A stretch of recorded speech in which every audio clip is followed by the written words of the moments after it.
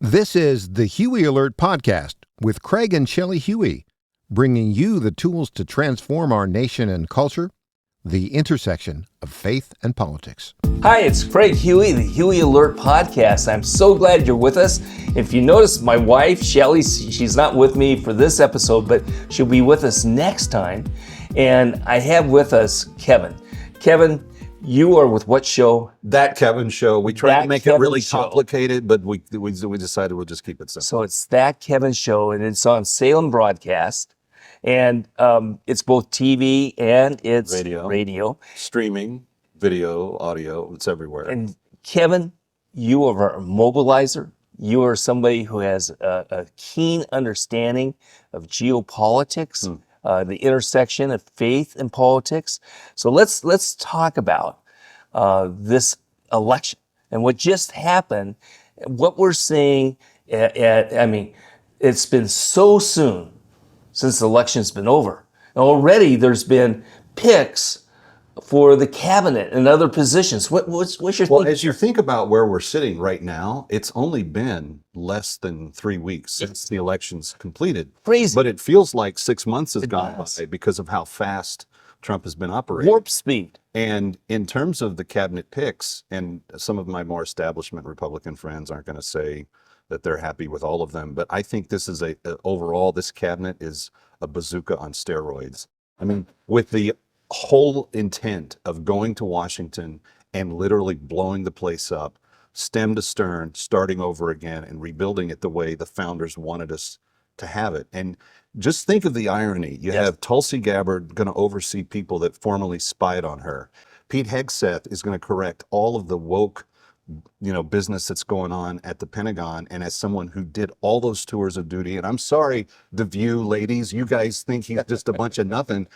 Multiple tours, 2 Bronze Stars, decorated, and a serious patriot. But in every single department, Lee Zeldin at the EPA, he's going to go in there, and we're going to fundamentally change how government works, and we're going to get back to a smaller, leaner, meaner, more efficient size of government, and that's what the voters asked for, and that looks like what President Trump's going to deliver. So Kevin, the background of this, with this incredible, out of the box outsiders coming in, ones that cause the radical left, the establishment media, Google and social media. I mean, they're going crazy in negativity, in accusations, and trying to create a narrative that this is already a failed administration.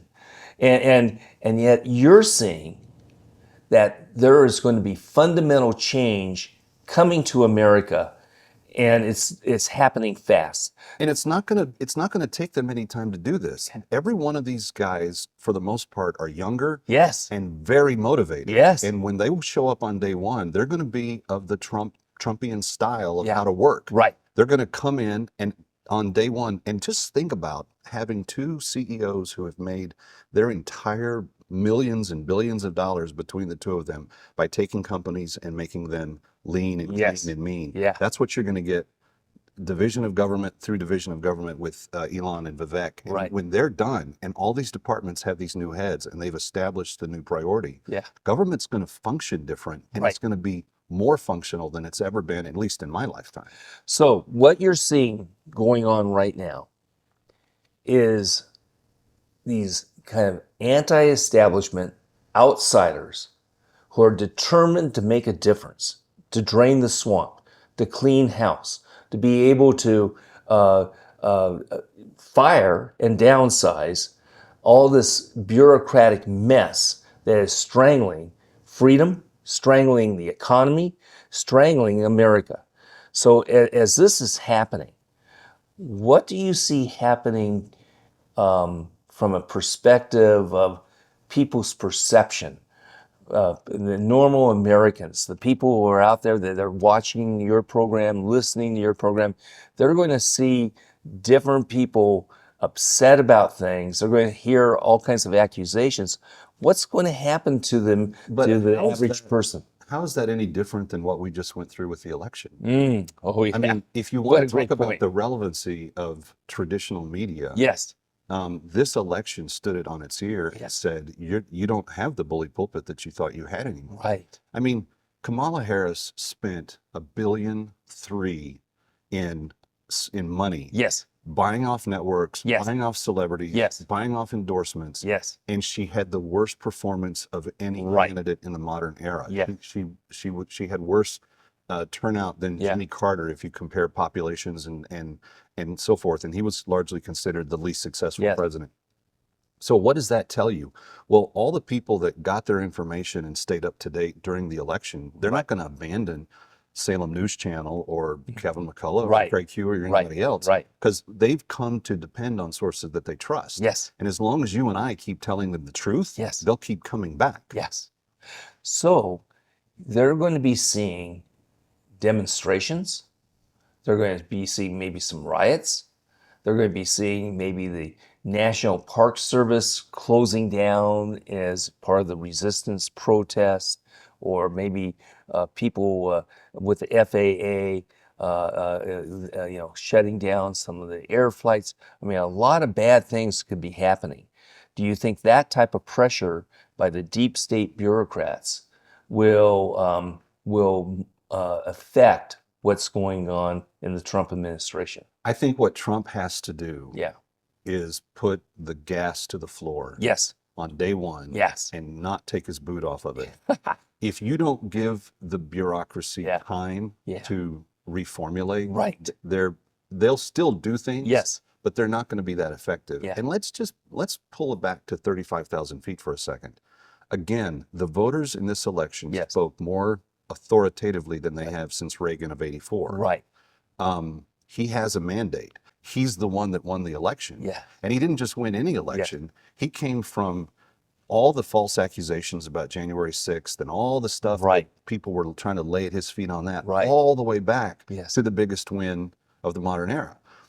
The people have figured out that they can get information in different places, they can activate. Right. And we were told that if he got elected, that Hitler was going to be turned loose and these demonstrations and violence and all these other things were going to happen. Yeah. Have we seen any demonstrations or violence or anything? Well, we've seen since some the election? demonstrations by some groups, but, but- we haven't seen the violence. Yeah, but I mean, more than just a picnic in the park. Yeah. Like, I mean, serious, Yeah. like, George Floyd or Occupy Wall Right. Street style stuff Right. we haven't seen materialize. And I Yes. think part of that is he built a different coalition. Yes. A lot of the people that were sucked into some of those movements have wakened up and said, well, I don't even agree with those movements Right. anymore. And you Right. think about the young Black, Latino, Oh, Asian, amazing. Jewish, Arabic Yes. voters that he pulled into the Republican wow. Party. It's Yeah. a different day. Yeah. And now he's got the imprimatur of the American people to say, I'm here. I have a reason for being here. My reason for being here is to clean up things. And man, the team he's assembled around himself are going to go get it. So let's go to the Elon Musk factor. Yeah. So Elon has this close relationship with Donald Trump. Mm-hmm. He's given responsibility for cutting waste and inefficiency. And at the same time, he has had the government attacking him, from the SEC, the Department of Justice, the FTC. He's had all these government bureaucracies going after him to try to destroy him.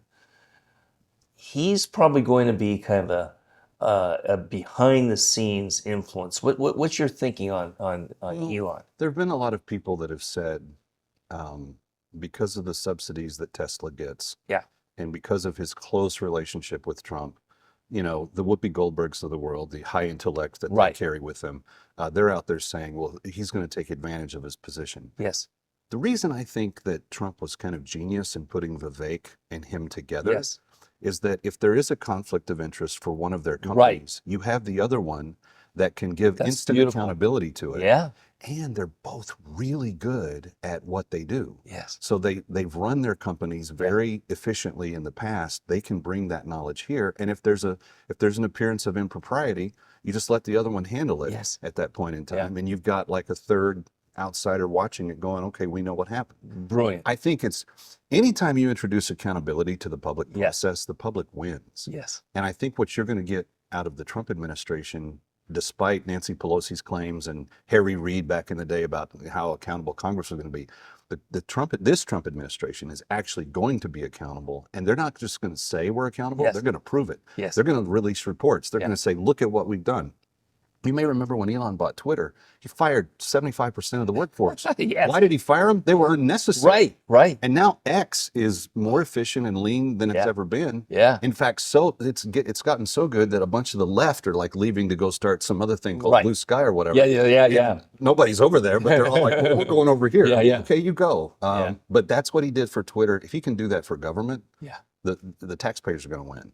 So as far as people of faith, so taking a look at who he's hiring, taking a look at who he's surrounding himself, do you see that there's an openness and an access for evangelical Christians to be able to be in there around the White House, in the bureaucracy, praying with him, praying with the cabinet members, using their faith in their jobs? Well, let's take a look at his history. Yeah. In his first term, Yes. he had people of faith in the White House all the time. All the time. In his cabinet, he's put a committed believer in Marco Rubio at state. Right. Lee Zeldin is a faithful Catholic at EPA. Yes. You've got people that do not shy away from being people of faith and Right. people of the nation. Right. Kind of up and down Pete Hegseth. Oh yeah. He was supposed to work the Biden inauguration. There was this scandal that some influencer put out there about the Christian cross being Yeah. on his chest and said he's Yeah. a white supremacist. Yeah. He's a born again Christian. On fire, You've got- born again Christian. You've got people that really do take their faith seriously. Yeah. And because they take their faith seriously, they take their responsibility to the nation seriously. Yeah. They see the stewardship of their job Right. as being an extension of what they believe. Yes. And Yes. so to answer your question, I think it's going to be even probably more so welcomed in the White House in this go around than it was the first time. And Wow. he certainly didn't shut the doors the first time. Kevin, great insight. Now, if people wanted to learn more about what you're doing, how do they get online? How do they see you on TV? It's very simple. I used to have 5 different names for all the things that we did. ThatKevinShow.com, That Kevin Show on every social media branch that's out there. And then if you're scanning the channels on your TV and you find the Salem News Channel, just go to That Kevin Show and you'll see that particular And you can show. see that on Truth Social and what? Yeah, so Salem News Channel is one of these OTT channels, Yes. like Real America's Voice or OAN or Newsmax 2, these types of things. And we launched a couple of years ago. We've had huge success. In the month of October, we had 41 million viewers. First good. time that we broke into 40 Congratulations. million. That's great. So it's great. And we're excited. And we were the second network on election night of all networks Yeah. to call the election in favor of President Trump. As soon as Wisconsin went into the column, we were able to call it. Great. So anyway, Saturday nights, 9 o'clock, Sunday nights, 9 o'clock on Salem News Channel. It's a combination of Letterman, Gutfeld, SNL, and the O'Reilly Factor, kind of morphed into one show. If you That's- could imagine that's what that awesome. would look like. That's kind of what That's awesome. Kevin, can I pray for you real quick? Absolutely. Father, I just thank you for Kevin. I ask that you would just give him protection in these days, give him energy in these days, and Father, just magnify his platform. And Lord, I just thank you that you're using him in such a powerful way. In Jesus' name, amen. Everyone, thank you so much for watching or listening. And until the next episode, and Joey will be with me, God bless you. Take this podcast, send it off to your email list, put it to people on your text, put it on social media. Let's spread this message and let people get an insight at how this next Trump administration is going to transform America. God bless you. Thanks for joining us this week. We are listener supported, so please consider partnering with us by donating at craighuey.com or by signing up for our free newsletter. We look forward to being with you next week. And don't forget to share this podcast with others.